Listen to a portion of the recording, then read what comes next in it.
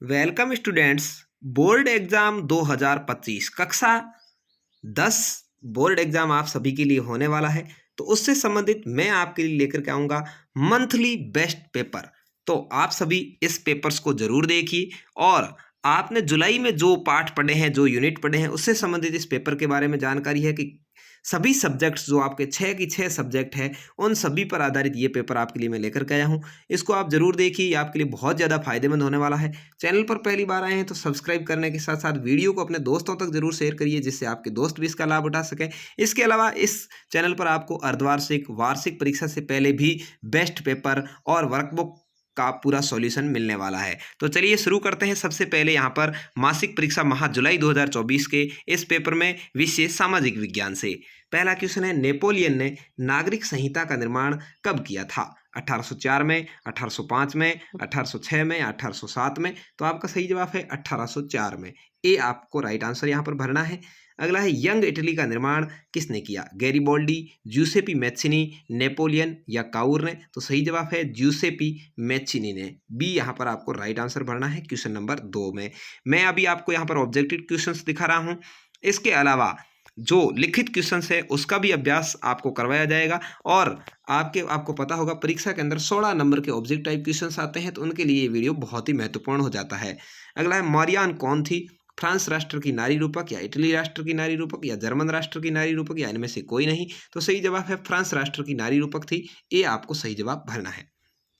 अगला है, ज्यूसेपे मैच्छिनी था फ्रांस का क्रांतिकारी, ब्रिटेन का क्रांतिकारी या इटली का क्रांतिकारी या जापान का क्रांतिकारी? तो सही जवाब है इटली का क्रांतिकारी था। सी आपको सही जवाब भरना है क्वेश्चन नंबर 4 में। अगला है, राष्ट्रवाद की प्रथम अभिव्यक्ति किस देश की क्रांति से हुई है? तो राष्ट्रवाद की जो शुरुआत है वो फ्रांस की क्रांति से हुई थी। ये आपको सही जवाब भरना है क्वेश्चन नंबर 5 में।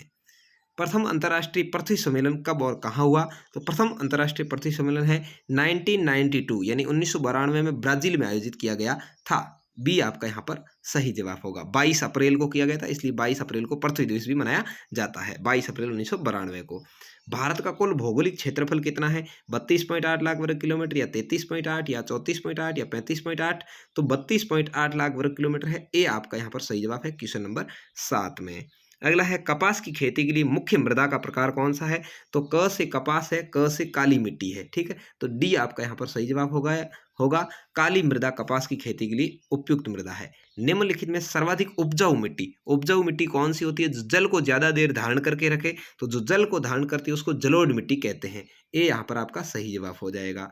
अगला है, पुराना जलोढ़ और नए जलोढ़ को क्रमशः क्या कहते हैं? तो पुराना होता है उसको स्थानीय भाषा में या राजस्थान के यहाँ पर लोग बागड़ कहते हैं। जो पुराना होता है उसको कम ज्ञान वाला यानी बाघर। ठीक है, तो पुराना जलोढ़ बागर है और नया जलोढ़ खादर है। आपका यहाँ पर सही जवाब हो जाएगा। तो इस तरह से आप ट्रिक के साथ याद रखेंगे तो अच्छे से सवालों को याद रख पाएंगे और परीक्षा में अच्छे नंबर प्राप्त कर पाएंगे। अभी से यदि आप इस चैनल से जुड़े हैं और लगातार इस चैनल से जुड़े रहते हैं साल भर, तो गारंटी है कि आप 90% से प्लस बनाने में सफल होंगे। इसकी 100% गारंटी है। कैसे लिखना होगा, राइटिंग बढ़िया कैसे रखें और क्या क्या पढ़ें, ये सारी बातें भी मैं आपको वीडियो के माध्यम से बताता रहूँगा। अगला है विज्ञान विषय के, तो ये 10 क्वेश्चन थे सामाजिक के। फिर अब विज्ञान का नंबर आता है। जिस परिवर्तन में नया उत्पाद बनता है वो क्या कहलाता है? तो नया उत्पाद बनने वाला परिवर्तन रासायनिक परिवर्तन होता है। ये आपको सही जवाब भरना है। अगला है, वह अभिक्रिया जिसमें दो या दो से अधिक अभिकारक आपस में क्रिया करके एकल उत्पाद बनाते हैं क्या कहलाते हैं? जैसे मान लो ए और बी मिल करके क्या बन गए? ए बी बन गए। ठीक है, यानी ये एक नया उत्पाद बन गया यहाँ पर, दो या दो से अधिक। तो ये दोनों क्या हुए? आपस में जुड़े हैं, संयोजन हुआ है। क्या हुआ है? जुड़े हैं, संयोजन हुआ है। तो इसको संयोजन अभिक्रिया कहेंगे। बी आपका सही जवाब होगा। अगला क्वेश्चन है, Fe2O3 प्लस 2Al बराबर या ऑब्लिक जो ये तीर का निशान होना चाहिए, Al2O3 प्लस 2Fe। तो यहाँ देखिए Fe यहाँ से यहाँ आ गया है और Al यहाँ से यहाँ आ गया। तो क्या किया है? एक अपनी जगह छोड़ करके दूसरी जगह गया है, दूसरा उसकी जगह आया है। उसको क्या कहते हैं भाई? विस्थापन अभिक्रिया कहते हैं। सी आपका सही जवाब होगा। ठीक है, यहाँ पर अगला है, निम्न में प्राकृतिक सूचक है, प्रकृति के द्वारा प्रदान किया गया सूचक कौन सा है भाई? इसमें हल्दी है। सी आपका सही जवाब होगा। ये मिथेन ऑरेंज और प्याज का रस कृत्रिम सूचक में आएंगे। अम्ल स्वाद में कैसे होते हैं? अम्ल होते हैं भाई नींबू के जैसे। तो नींबू कैसा होता है? खट्टा। तो यहाँ पर डी आपका सही जवाब होगा कि अम्ल स्वाद में खट्टे होते हैं। मानव रक्त का पीएच मान कितना है? तो मानव रक्त का बहुत ही इंपॉर्टेंट क्वेश्चन है, परीक्षा में हर बार पूछा जाता है, आप जरूर इसको याद रखिए। मानव रक्त का पीएच मान 7.4 होता है, बी यहाँ पर आपका सही जवाब है। जल का पूछे 7 होता है, 7 का मतलब होता है उदासीन, ठीक है, न क्षारीय है और न ही अम्लीय है, तो ये जल न क्षारीय और न ही अम्लीय होता है, उसका 7 होता है, याद रखिए, पूछा जा सकता है कभी। मानव रक्त है वो थोड़ा सा क्या है भाई, क्षारीय है, 7.4 है। अगला है, कोई विलयन लाल लिटमस को नीला कर देता है, उसका पीएच मान संभवतः क्या होगा? लाल को क्या कर रहा है, नीला कर रहा है, ठीक है, तो इसका पीएच मान कितना हो सकता है? 7 से ज्यादा ही होगा, 10, ठीक है, डी आपका सही जवाब है। अगला है, ऐसी धातु जो कमरे के तापमान पर द्रव अवस्था में पाई जाती है, क्या कहलाती है? कमरे के तापमान पर द्रव अवस्था में पाई जाने वाली धातु का नाम पारा है। क्या है भाई? पारा है, ये यहाँ पर आपका सही जवाब है। अगला है, लोहे के फ्राइंग पैन को जंग से बचाने के लिए निम्न में से कौन सी विधि उपयुक्त है? क्या है? लोहे के पैन को जंग से बचाना है तो क्या करना पड़ेगा? जिंक की परत चढ़ा करके बचा सकते हैं, सी आपका सही जवाब है। पेंट लगाकर थोड़ा कम किया जा सकता है, ग्रीस लगाकर कम किया जा सकता है, लेकिन पूरी तरह से बचाना है तो जिंक की परत ही चढ़ानी पड़ेगी। अगला है, कौन सी धातु उच्च अभिक्रियाशील है? आपने पाठ में पढ़ा होगा 3 तरह की धातुएं होती है, उच्च अभिक्रियाशील, मध्यम अभिक्रियाशील और निम्न अभिक्रियाशील, ठीक है, तो उच्च अभिक्रियाशील धातु का आपको पूछा है। ऑप्शन आपके सामने है, zinc, Zn, sodium Na, hydrogen और चांदी। तो सबसे ज्यादा अभिक्रियाशील कौन सी होती है? सोडियम होती है, Na तो सबसे ज्यादा है, बी आपका सही जवाब है। विषय है संस्कृत, इससे आगे, हम कस्मे जीवनम कामी, हम कैसे जीवन की कामना करते हैं? तो आप सभी को पता होगा आप कैसे जीवन की कामना करते हैं भाई, मानव जीवन की कामना करते हैं, बी आपका सही जवाब होगा, मानवाय, ठीक है। अगला है, अस्माकम पर्यावरणे किम दूषितम अस्ति, हमारे पर्यावरण में क्या दूषित होता है? वायुमंडल या जल या धरातल या सर्वे, यानी सर्वे का मतलब होता है सभी, तो ये सभी दूषित होते हैं भाई, तो इसमें आपके सही जवाब डी हो जाएगा। सदा कस्य सदुपयोग करनी है, हमें हमेशा किसका सदुपयोग करना चाहिए? समय का, शरीर का, मन का या पात्र का? तो समय का सदुपयोग हमेशा करना चाहिए, ये आपका सही जवाब होगा क्वेश्चन नंबर 23 में। आगे है, संचरणम शब्द का शुद्ध प्रकृति प्रत्यय चुनना है, यानी संचरणम शब्द किससे मिलकर बना है? तो ये चम धन शरणम से मिलकर के बना है। क्या है भाई? चम धन शरणम से मिलकर के बना है। वैसे ये बी और सी दोनों ही इसके अंदर राइट है, क्योंकि दोनों में सेम लिख दिया गया है, जबकि थोड़ा बहुत इसके अंदर चेंजेज रखना था, त्रुटि वंश ये लिख दिया गया है, ठीक है। तो चम धन चरणम आपका यहाँ पर बी या सी दोनों में से कोई भी हो वो राइट है, ठीक है, सही है। अगला है, निर्मलम शब्द से विलोम पद किम, निर्मल शब्द का विलोम पद क्या है? तो निर्मल का उल्टा होता है समलम। क्या होता है भाई? समलम होता है, सी आपका यहाँ पर सही जवाब हो जाएगा। अब इसके बाद 5 क्वेश्चन तो ये संस्कृत के, आगे आती है गणित। गणित में देखिए, संख्या 140 के अभाज्य गुणनखंड, 4 यहाँ पर भाज्य है इसलिए ये कट जाएगा, 4 यहाँ भी भाज्य है, 10 यहाँ पर भाज्य है, तो तीनों ही नहीं हो सकते, तो क्या होगा? चौथा डी होगा, क्योंकि 2 गुणा 2 गुणा 5 गुणा 7 सभी अभाज्य है, सभी को गुणा करेंगे तो 2 दूने 4, 4 पंजे 20 और 20 सत्ते 140। अगला है, संख्या 12 और 15 का एचसीएफ। एचसीएफ क्या होता है? वह बड़ी से बड़ी संख्या जिसका इन दोनों संख्याओं में पूरा भाग जाए। तो 3 का देखिए 12 में भी जाता है, 15 में भी जाता है, तो हो सकता है। 6 का 12 में जाता है, 15 में नहीं जाता, नहीं हो सकता। 5 का 15 में जाता है, 12 में नहीं जाता, नहीं हो सकता। और 60 तो इन दोनों से ही बड़ी है, तो ये तो हो ही नहीं सकती, क्योंकि ये क्या है? एलसीएम है, ठीक है। तो एचसीएफ क्या हो गया? 3 हो गया, ये आपका सही जवाब हो जाएगा। श्रेणी 3 1 -3 का सार्वंतरीय डी कितना है? डी का मान निकालना है। ये श्रेणी क्रम वाली प्रश्नावली है, 5 नंबर वाली, आपने पढ़ ली होगी, नहीं पढ़ी है जरूर पढ़े। 3 में से क्या करें कि 1 आ जाए? तो -2 क्या करेंगे? -2 लिखेंगे, तो डी क्या आ जाएगा? -2 आ जाएगा, यानी बी आपका यहाँ पर सही जवाब है।